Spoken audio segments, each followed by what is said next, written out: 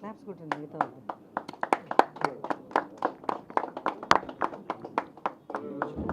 Congratulations deputy CM Pawan Kalyan garu. వచ్చారు కదా ministers, minister of forest అన్నీ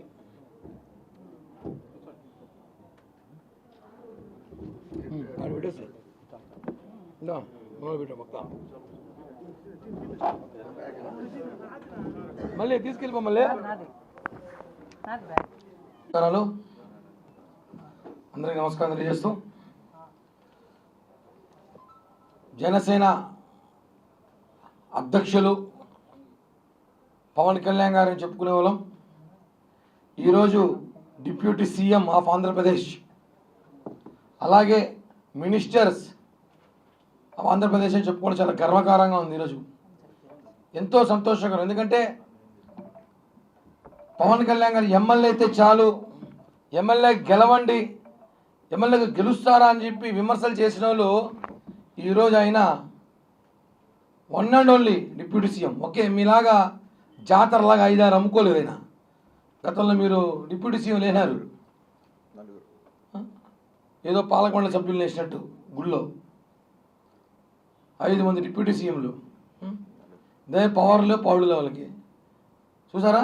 పవన్ కళ్యాణ్ గారు ఈరోజు అలాగే చంద్రబాబు గారికి, మోడీ గారికి అందరూ కృతజ్ఞతలు తెలియజేస్తూ ఒకటే చెప్తున్నాం, ఇచ్చిన మాట నిలబెట్టుకుంటాం అని. ఉదాహరణకి నిన్నటి రోజు 5 హామీల మీద సంతకం పెట్టడం, అన్నీ ఏదైతే ఎలక్షన్లో గెలిస్తే పెన్షన్ కానివ్వండి, అన్నా క్యాంటీన్ కానివ్వండి, డిఎస్సి కానివ్వండి, అన్నీ కూడా ఏదైతే హామీలు ఇచ్చామో ఆ హామీలను కూడా నిన్న నెరవేర్చుకున్నాం. ఆ సంతోషంలోనే ఈరోజు మీడియా మిత్రులు ముద్ర కేక్ కట్ చేసుకున్నాం.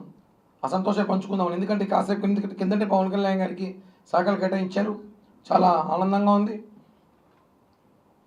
రాష్ట్రంలో ఈరోజు ప్రజలు అనుకున్నట్టుగా ప్రజా విజయం ఇది, ప్రజల విజయం ఇది. మనం చూసుంటాం. ఈరోజు మాజీ ముఖ్యమంత్రి ఆయన ఇప్పుడు కూడా ప్యాలెస్ నుంచి బయట రాకుండా తాడేపల్లి ప్యాలెస్ నుంచి ఏం మాట్లాడుతున్నాడంటే ఈవీఎంలో ఏమో జరిగిందంట. సరే 150 సీట్లు వచ్చినప్పుడు అప్పుడు కూడా ఈవీఎం జరిగిందా? మేము అడుగుతున్నాం. ఈరోజు మాకు ఈవీఎంలో ఏమో జరిగిందంటారు. ఈవీఎం పైన దేశవ్యాప్తంగా చర్చ జరగాలంట. 150 సీట్లు వచ్చినప్పుడు మేము చర్చ జరుగుంటే అప్పుడు ప్రజలు తీర్పు ఇచ్చినారు, ఆశీర్వదించినారు, అవకాశం ఇచ్చినారు. నువ్వు ఇంటికే పరిమితమైనావు, బయటికి రాకుండా పబ్జీ ఆడుకుంటూ జీవితం గడిపోయినావు. మేము ప్రజల్లోకి వచ్చినాం, పోరాటం చేసినాం, నిలబడినాం, హామీలు ఇచ్చినాం, గెలిచాం, చూపించాం. ఒకటే ఈరోజు చాలా సంతోషంగా ఉంది పవన్ కళ్యాణ్ గారిని డిప్యూటీ సీఎంగా చూడడం. రాబోయే రోజుల్లో ఆయన ఉన్నత స్థాయిలో కూడా చూడబోతాం. మేము ఖచ్చితంగా ఆయనని మేము మా కోరికలు ఏదైతే చూడాలనుకుంటున్నామో ఆ కోరిక కూడా నెరవేరుస్తాం. మనం గతంలో కూడా చూస్తుంటాం, కేసీఆర్ మంత్రిగా ఉండే ముఖ్యమంత్రి అయ్యారు. మనందరం అబ్జర్వ్ చేసుకోవాలి. చాలామంది ఏంది ఉప ముఖ్యమంత్రి అని మాట్లాడారు, 2-3 కూడా. కేసీఆర్ కూడా గతంలో మంత్రిగా ఉండి ఈరోజు రాష్ట్రంలో 10 ఏళ్ళు ముఖ్యమంత్రిగా ఉన్నాడు. రేవంత్ రెడ్డి కూడా మంత్రిగా ఉండి ఈరోజు ముఖ్యమంత్రి అయ్యారు. చంద్రబాబు గారు కూడా గతంలో ఎన్టీఆర్ హయాంలో ఉన్నారు, మంత్రిగా ఉండి ముఖ్యమంత్రి చాలామంది ఉన్నారు. ఈ తెలుగు రాష్ట్రాలే కాకుండా తమిళనాడు, కర్ణాటకలో కూడా. గుర్తుపెట్టుకోవాలి, వైసీపీ నాయకులు నాకైతే ఈ రోజుతో 10 రోజుల్లో కనిపించి పాపం ఎవరు కనిపించట్లేదు. ఒకరు కూడా మాట్లాడతారేమో అనేసి. తిరుపతి నుంచి ఎక్కడ కూడా ఓటమి భయం, మీరు ఓడిపోయారని తెలిసి ఈరోజు ఈవీఎంలో మ్యాజిక్ జరిగింది. మళ్ళీ ఓదార్చా అంటే ఆయన ఇంటికి వచ్చి అందరినీ ఎవరినో ఫస్ట్ ఆయన ఓదార్చాలి. అందరం మనందరం ఫస్ట్ మనంతా వెళ్ళి ప్రజా ఓదార్పు యాత్ర అని చెప్పి జగన్ నిద్రపోవట్లేదన ఆయన ఓదార్తాం. మళ్ళీ ఆయన మళ్ళీ దెబ్బలు తినాలి, కొట్టారంట, ఏదో దాడులు చేసినారంట, రకరకాల విమర్శలు చేస్తున్నారు. ఆయన ఓదార్చాల్సిన అవసరం ఉంది. ఒక్కరిని వదిలిపెట్టే ప్రసక్తి అయితే లేదు. నిన్న చంద్రబాబు గారు చెప్పారు, టీటీడీ నుంచే ప్రక్షాళన మొదలవుతుందని వాస్తవం. తిరుమలలో పేరుకుపోయిన దొంగలు ఒక్కొక్క శాఖలో కొండపైన విచ్చల విడిగా తట్టలు పెట్టి వ్యాపారాలు, అంగళ్ళలో వ్యాపారాలు, లైసెన్సులు లేకుండా ఎవ్వరిని వదిలిపెట్టేది లేదు. వైకుంఠం క్యూ కాంప్లెక్స్ నుంచి, జై ఆఫీస్ నుంచి, లడ్డు కౌంటర్ కాడి నుంచి, గుండు కొట్టే చోట ప్రతి చోట అవినీతి, ప్రతి చోట మీ మనుషులే ఉన్నారు. నిజాయితీగా పనిచేసి దేవుని సేవకు పనిచేసే వ్యక్తులు ఎవ్వరు కూడా తిరుమలలో లేరు. అందరూ కూడా ఖచ్చితంగా ప్రక్షాళన చేస్తాం. ఐఏఎస్ ఆఫీసర్తో సహా ప్రతి ఒక్కరిని ప్రశ్నిస్తాం. ప్రతి ఒక్కరి మీద కేసులు పెడతాం, విచారణ చేస్తాం. ఎవరో ఎంత దోచేశారో మొత్తం బయటకు ఎక్కిస్తాం. ఉదాహరణకి ఈరోజు నగిరి మాజీ ఎమ్మెల్యే మా అవ్వబాయి కూడా ఏదో కేసు కంప్లైంట్ పెట్టినట్టు 100 కోట్లు చూసుంటాం. ఏదో బ్యాటు బాల్ 100 కోట్లు వేసినాయి. ఆడుదాం ఆంధ్ర అని ప్రజల డబ్బులతో వాళ్ళు ఆడుకున్నారు. ప్రజల డబ్బుతో ఆడుకున్నారు. మనం చూసుంటాం. ఆడుదాం ఆంధ్ర అని చెప్పి జగన్ పుట్టినరోజుకి వేడుకలుగా ఆయన ఏదో మెహర్బాన్ కోసం ఆడుదాం ఆంధ్ర అని చెప్పి 200 రూపాయల బ్యాట్ని 2000 గాను, 10 రూపాయల బాల్ని 100 రూపాయలు గాను, పనికిరాని స్టెంపుల్ తెచ్చి ఇవన్నీ చూపించి 100 కోట్ల స్కామ్ జరిగిందని చెప్పి గతంలో చెప్పా. నా వీడియో ఈ నెల ముందు 7 నెలల ముందు ఉంటుంది.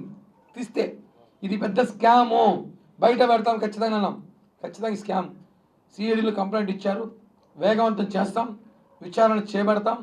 ఖచ్చితంగా సిద్ధార్థ రెడ్డి, ఎవరైతే బైరెడ్డి సిద్ధార్థ రెడ్డి ఉన్నాడో, ఆ స్పోర్ట్స్ అసోసియేషన్ చైర్మన్, అలాగే ఆ శాఖ మంత్రి అయిన రోజావారి ఇద్దరి మీద కేసులు పెడతాం. ఎవరు ఎంత తిన్నారో కక్కిస్తాం. ఇలాంటివి చాలా ఉన్నాయి.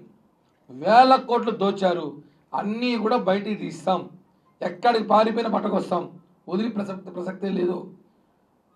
ఆడుదాం ఆంధ్ర అని చెప్పి ఆమె పొద్దున్న నుంచి సాయంత్రం దాకా ఆమె ఆడుకుంది బాగా డ్యాన్సులు వేసుకొని, పొద్దున మధ్యాహ్నం సాయంత్రం. మళ్ళీ ఆడుదాం ఆంధ్ర 100 కోట్లు స్కామ్. ఇలాగ అన్ని శాఖలో, ఎండోమెంట్, స్పోర్ట్స్, వ్యవసాయ శాఖ, కరెంట్, విద్యుత్, అటవీ, ప్రతి దాంట్లో కోట్లు దోచేశారు. అన్నీ కూడా సంబంధించిన ప్రతి అధికారి, ఎంత పెద్ద అధికారి అయినా సరే వదిలిపెట్టే ప్రసక్తే లేదు. ఖచ్చితంగా అందరినీ జైలుకు పంపిస్తాం.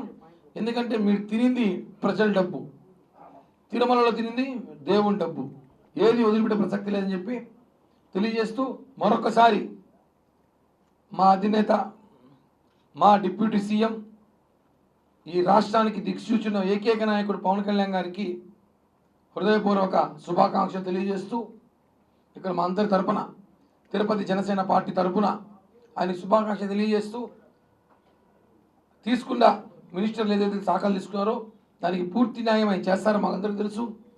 ప్రజలకు ఏదో చేయాలి కసితో రాజకీయాలు వచ్చిన పవన్ కళ్యాణ్ గారు ఖచ్చితంగా ఆయనకి ఆ దేవుడు భగవంతుడు ఆశీస్సులతో అన్ని శాఖలు తీసుకున్న శాఖ కూడా న్యాయం చేసి ఇచ్చిన హామీలు నెరవేరుస్తాం. అలాగే పిఎస్సి చైర్మన్ మనోహర్ గారికి కూడా శుభాకాంక్షలు.